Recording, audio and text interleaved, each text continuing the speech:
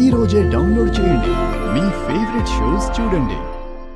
మన రెండు కుటుంబాలు కలిసి ఉంటాయని యామిని గారు నాతో చెప్పి ఆ పని చేయించారు. అది నమ్మి నేను వాటిని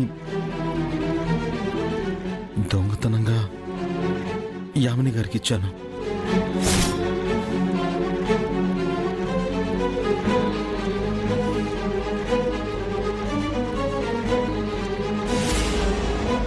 ఎంత పని చేశారండి? అయితే మీరే ఆ దొంగ అన్నమాట.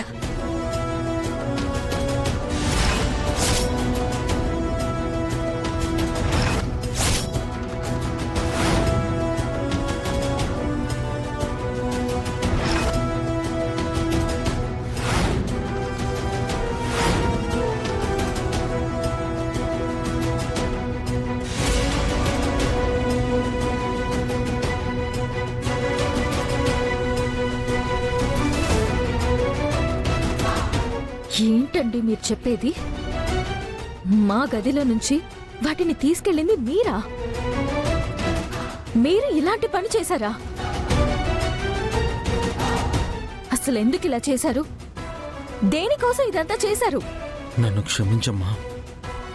ఇదంతా నా స్వార్థం కోసం చేయలేదు, శ్రావ్య జీవితం కోసం చేశాను.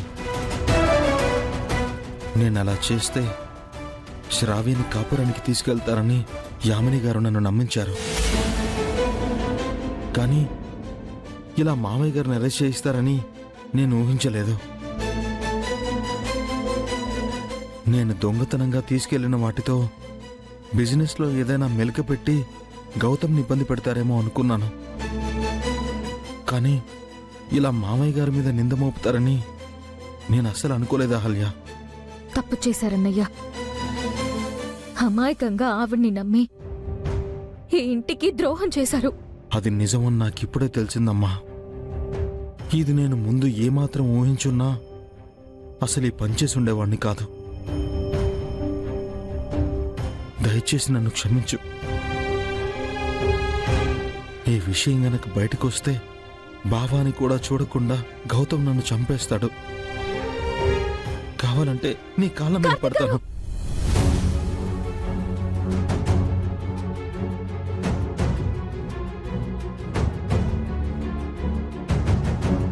మా ఆయన చేసింది తప్పే అహల్య, కానీ ఆయన కావాలని చేయలేదు.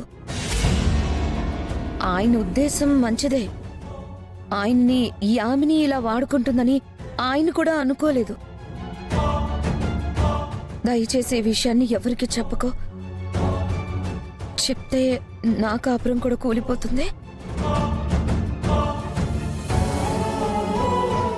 నీకు దండం పెడతాను అహల్య, ఆయన్ని క్షమించు.